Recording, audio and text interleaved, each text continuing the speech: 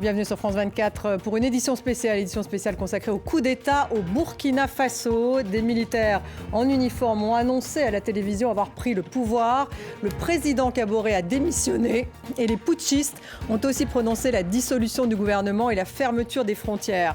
Washington et l'Union européenne ont appelé à la libération immédiate de Kaboré. Kaboré qui avait tweeté qu'il invitait ceux qui avaient pris les armes à les déposer dans l'intérêt supérieur de la nation.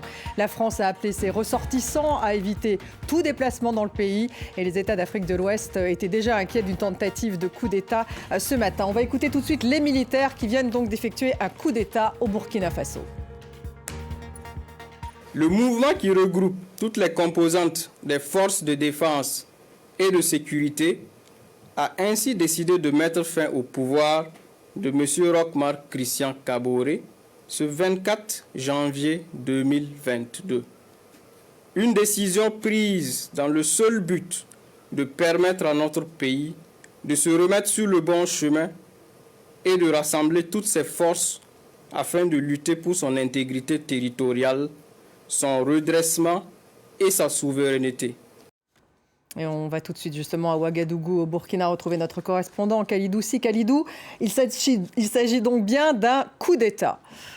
Et oui, il s'agit d'un coup d'État et le nouvel homme fort du pays a un nom, le lieutenant-colonel Paul-Henri Sandaogo Damiba, à la tête du mouvement patriotique pour la sauvegarde et la restauration, qui dissout la Constitution, le gouvernement et l'Assemblée, comme vous l'avez dit, dans un discours plutôt sobre, lu à la télévision nationale à 17h25 heure locale par le capitaine Titso Rekader Ouedraogo.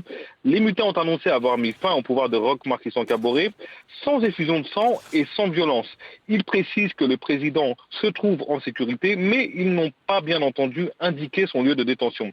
Autre info, le début du couvre-feu mis en place hier par le désormais président déchu Kaboré passe de 20h à 21h le soir jusqu'à 5h30 du matin. Oui, quelles sont les réactions sur place, Khalidou, puisque vous êtes justement à Ouaga? Écoutez, ce fut une journée irrespirable ici à Ouagadougou. Tout ce que je peux vous dire, c'est qu'après une journée remplie d'incertitudes, c'est un soulagement chez beaucoup de Burkinabés, un soulagement d'avoir des réponses aux deux principales questions des dernières 24 heures au Burkina Faso. Y a-t-il eu coup d'État et qui est le nouvel homme fort du pays? D'ailleurs, des motos klaxonnées à l'annonce de la démission du président Roch-Marc Christian Kaboré. Plusieurs Burkinabés se sont rejoints vers la place de la Nation.